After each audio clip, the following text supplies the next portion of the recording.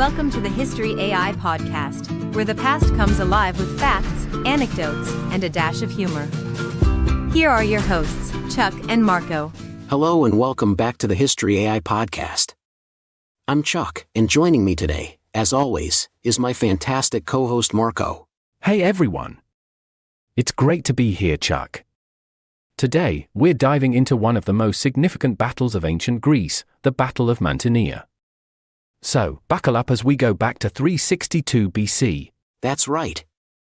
We'll be covering everything from the prelude to the battle, the forces involved, key events, and of course, the aftermath and its impact on Greek history.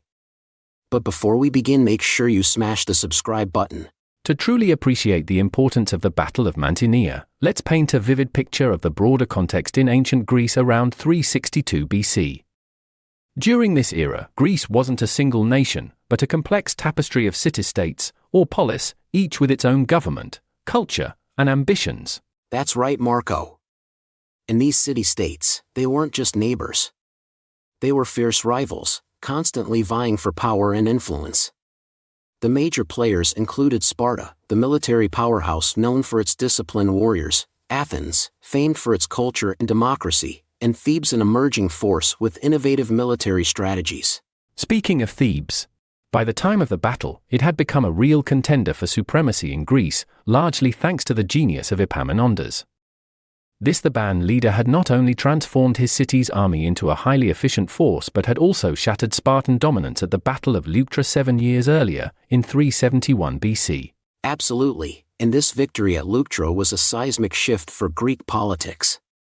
It broke Sparta's image of invincibility and emboldened other states like Athens and Corinth, stirring them to reevaluate their positions and alliances. This period was marked by a dizzying array of diplomatic maneuvers, as states aligned and realigned, forming coalitions to protect their interests against both Theban ambitions and Spartan reprisals. And it wasn't just about military might. These alliances were also cultural and economic at heart. Trade, art, and philosophy flourished in some cities, while others maintained strict military regimes. The diversity among these city-states created a rich, albeit fractious tapestry that defined the era. In this hotbed of political intrigue and shifting loyalties, the stage was set for a major conflict, and the Battle of Mantinea was poised to be a definitive clash. It was not just a confrontation of armies, but of ideologies, strategies, and national identities.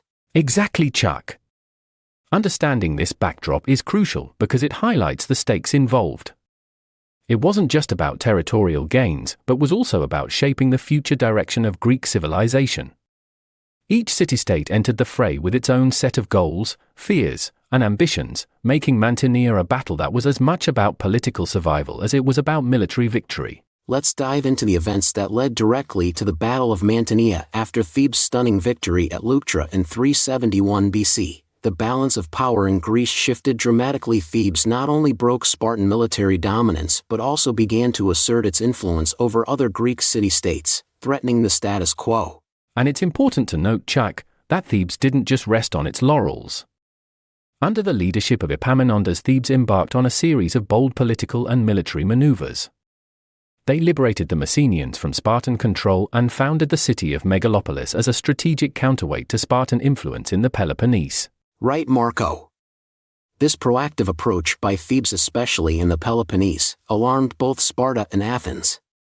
Sparta was directly threatened as it saw its influence wane and its Helot population, essentially the slave class that underpinned its economy, being liberated. And let's not forget Athens. While Athens had suffered from Spartan dominance in the past, they too were wary of a strong Thebes. This led to an unusual alliance between Athens and Sparta, along with other concerned city-states like Elis and Mantinea, forming what we could call a coalition of the worried. Exactly, and as these alliances formed, there was also a series of diplomatic efforts and minor skirmishes that heightened tensions further. All parties were jockeying for position, trying to secure strategic advantages before what seemed like an inevitable clash. Adding to the intrigue, in the years leading up to Mantinea, Thebes made several attempts to control cities in the region directly or through political influence, which only intensified the fear and suspicion among its rivals. Each move by Thebes was matched by a countermove by its enemies, leading to a very tense and precarious build-up. It was like a giant chess game, wasn't it, Marco? With each city-state calculating its next move, knowing that one wrong step could lead to disaster. Absolutely, Chuck. And amidst this high-stakes political chess game, Epaminondas made a critical decision to lead a massive Theban force into the Peloponnese in 362 BC. This was seen as a direct threat by the allied forces of Sparta, Athens, and others, who then gathered their armies to confront Thebes near the city of Mantinea. This convergence at Mantinea was not just inevitable, it was strategically chosen. The location was central, and control over it meant a significant tactical advantage in the Peloponnese. Thus, as these armies lined up for battle, the entire Greek world held its breath, knowing that the outcome would reshape their collective destiny. So, the stage was set for a confrontation that was about more than just military might. It was about the future political landscape of Greece, the survival of city-state autonomy, and the preservation or alteration of the balance of power. Now, let's zoom in on the actual Battle of Mantinea, which took place in 362 BC. This was not just another battle, it was a complex, multifaceted clash that showcased the tactical genius and the high stakes involved for all parties. Absolutely, Marco. The Theban army, led by Epaminondas, approached Mantinea with a strategic formation that was somewhat unconventional. Epaminondas utilized the oblique phalanx, a tactic where his forces were arrayed so that their strongest troops were concentrated on one side of the formation, intending to overwhelm the enemy at a specific point. That's right, Chuck. This was designed to strike hard and fast against the weaker sections of the Spartan-led coalition, which included not only Spartans but also troops from Athens, Mantinea, and other allied city-states. The idea was to break through quickly before the enemy could fully react and exploit their line's cohesion. And while the Thebans were executing this strategy, the Spartan coalition had its own plans. They spread their forces more evenly across the field, aiming to use their superior numbers and collective combat experience to envelop and crush the Theban forces. But the battle didn't go as straightforward as either side had hoped. As the Theban troops advanced, the Spartan-led coalition managed to hold their ground longer than Epaminondas anticipated. The intense clash led to heavy casualties on both sides, turning the battlefield into a chaotic and brutal contest of wills and strategy. Indeed, Marco. And in the heat of this massive engagement, Epaminondas, ever the leader, took to the front lines to inspire his troops and push for a decisive breakthrough. This move, while inspirational, also exposed him to great danger. Tragically, during one of these forward charges, Epaminondas was critically wounded. This was a pivotal moment in the battle. The news of his injury sent shockwaves through the Theban ranks, severely impacting their morale and fighting spirit. Despite their initial success in pushing the Spartan coalition back, the Thebans could not maintain their offensive without their leader's charismatic presence. The battle soon turned into a desperate struggle for both sides to claim some semblance of victory. The battle raged on until dusk, with neither side achieving a clear victory. The Spartan-led forces, though battered, managed to hold their lines without collapsing, while the Thebans, lacking the leadership of Epaminondas, eventually withdrew. It's worth noting that the outcome of Mantinea was ambiguous. While Thebes could not claim a decisive victory, they did enough to ensure that Sparta and its allies couldn't capitalize on Epaminondas' death to reverse their fortunes. The battle effectively ended in a tactical stalemate, with strategic implications that resonated across Greece. This battle demonstrated the complexities of Greek warfare, where tactical ingenuity, leadership, and the sheer will of soldiers all played critical roles. The aftermath of Mantinea left Greece in a precarious balance, setting the stage for future conflicts and the eventual rise of new powers. The Battle of Mantinea showcased not only the clash of mighty armies but also highlighted individual valor and revolutionary tactics. Let's delve into the heroes of this battle and the strategies they employed. Absolutely, Marco. At the heart of Theban tactics was Epaminondas, whose innovative approach at Mantinea was a testament to his genius. He famously utilized the oblique phalanx, which was not merely a formation but a dynamic battlefield strategy. By concentrating his strongest troops on one flank and advancing them at an angle, Epaminondas aimed to disrupt the enemy's formation by targeting their weakest point, achieving a breakthrough before the enemy could effectively respond. It's a brilliant tactic, Chuck. This approach allowed Thebes to exert maximum pressure where it was most effective, while minimizing their exposure to the stronger elements of the Spartan-led coalition. The oblique order also meant that the Theban left flank held back, engaging only when necessary to create a pincer effect, enveloping the enemy once the main force had made a dent. Speaking of Spartan tactics, King Agesilaus II, despite his advanced age, demonstrated remarkable leadership. He anticipated the need for a flexible response to Theban maneuvers. The Spartan forces, traditionally more rigid in their phalanx formation, were forced to adapt. Agesilaus' positioned his hoplites to respond to the shifting Theban assault, maintaining cohesion under immense pressure, which was crucial in preventing a total rout. Indeed, and in the midst of this tactical chess game, individual heroics were abound. On the Theban side, besides Epaminondas, we also see figures like Pelopidas. Though not present at Mantinea, his previous contributions to the Theban military doctrine were instrumental in shaping their tactics. His influence on the Sacred Band, an elite unit of the Theban warriors, was evident as they fought with exceptional bravery and skill during the battle. On the coalition side, one cannot overlook the Athenian contingent. Though often overshadowed by Spartan valor, the Athenian hoplites showed great discipline and bravery. Their role in anchoring parts of the line against Theban assaults was crucial in maintaining the balance of forces throughout the engagement. Absolutely, Chuck. And the tactical ebb and flow of Mantinea, with its maneuvers and countermaneuvers, truly highlights the complexity of ancient warfare. The use of cavalry by both sides, although not as decisive as in later battles in history, played a supportive role, engaging enemy flanks and attempting to exploit any breaches in the infantry lines. The Battle of Mantinea not only displayed the tactical acumen of its leaders but also highlighted the bravery and resilience of its soldiers. The tactics employed here, especially the oblique phalanx, would be studied and emulated by future generations, underscoring the lasting impact of these military innovations on classical warfare. This look at the heroes and their tactics really illustrates how Mantinea was a culmination of individual valor and advanced military strategy, setting a standard for future conflicts in the ancient world. As we reflect on the aftermath of the Battle of Mantinea, it's clear that its outcomes were far-reaching and shaped the subsequent course of Greek history. The immediate result of the battle was inconclusive in terms of a decisive military victory, but the strategic implications were significant. That's right, Chuck. The death of Epaminondas in the battle effectively ended the Theban aspirations for hegemony in Greece. Although Thebes managed to hold off the Spartan-led coalition, they lost their visionary leader and strategic mastermind. This loss left a power vacuum that Thebes struggled to fill, ultimately leading to its decline as a major political and military power. Meanwhile, for Sparta, the battle did little to restore its former glory. Although they managed to prevent a total defeat, their inability to secure a clear victory meant that their influence continued to wane.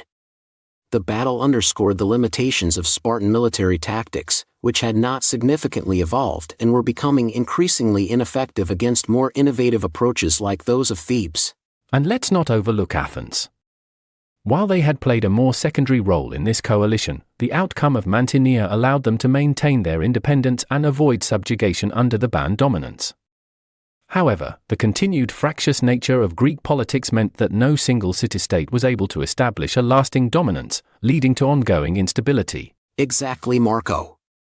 This instability created the perfect conditions for the rise of Macedon under Philip II, who would later capitalize on the disunity of the Greek city-states.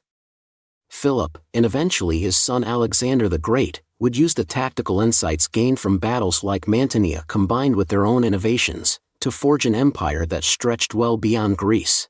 On a broader scale, the Battle of Mantinea and its aftermath also highlighted the brutal reality of Greek warfare, where battles often resulted in heavy casualties and minimal territorial changes, yet had profound political implications. The frequent wars drained resources, stunted economic growth, and led to significant human suffering. The social and political ramifications were also notable. The constant warfare disrupted traditional social structures, leading to shifts in power dynamics within and between city-states. These shifts were characterized by a decline in the old aristocratic orders and a rise in the influence of military leaders and tactical innovators. Indeed, Chuck. The legacy of Mantinea is thus a complex tapestry of military, political, and social threads that influence not just the immediate participants, but also the future trajectory of the entire Hellenic world. Its lessons in military strategy and tactics continue to influence not only Greek but also subsequent Roman and medieval European warfare. Mantinea stands as a testament to the fact that the outcomes of battles can extend well beyond the immediate military victories or losses, shaping civilizations in profound and lasting ways. It's a powerful reminder of the impact of leadership, strategy, and political acuity in the annals of history. As we wrap up today's episode on the Battle of Mantinea, it's clear that the echoes of this ancient clash still resonate in the study of military and political history. Each episode we bring you is designed to stand the test of time, serving as an evergreen resource that you can return to again and again for insights into the pivotal moments of the past. That's right, Marco. Whether you're a student of history, a military enthusiast, or just someone who loves a good story, our episodes are crafted to offer valuable lessons and enduring reflections. We hope today's dive into Mantinea has provided you with a richer understanding of not just the battle itself, but its lasting impact on Greek history and beyond. And if you've enjoyed this journey through time, why not share it with others? If you know someone who loves history or someone who could benefit from learning more about the intricacies of ancient battles, share this podcast with them. Each share helps us reach new listeners and keeps the conversation going. Absolutely, Marco. And don't forget to subscribe and rate us with 5 stars if you appreciate our content. Your positive ratings help us grow and reach more history buffs like you. We're here to explore history together, and your support makes all the difference. We also want to hear from you. Got a topic you're burning to learn more about? Let us know on social media. Your suggestions might just become our next episode, helping to guide this podcast in directions you find most intriguing. And remember, check out our merchandise through the link in the show notes. It's another great way to support the podcast and wear your history pride on your sleeve, literally. And as a thank you to our listeners, we're offering a 10% discount on your first purchase. Just use the code TheHistoryAI Podcast, all one word, at checkout. Thanks once again for tuning into the History AI Podcast. We're thrilled to have you with us and look forward to bringing you more insightful episodes. Until next time, keep exploring history and don't forget to share what you learn with those around you. It's a great way to spark conversation and insight. I'm Chuck. And I'm Marco. We'll see you next time on the History AI Podcast. Goodbye for now.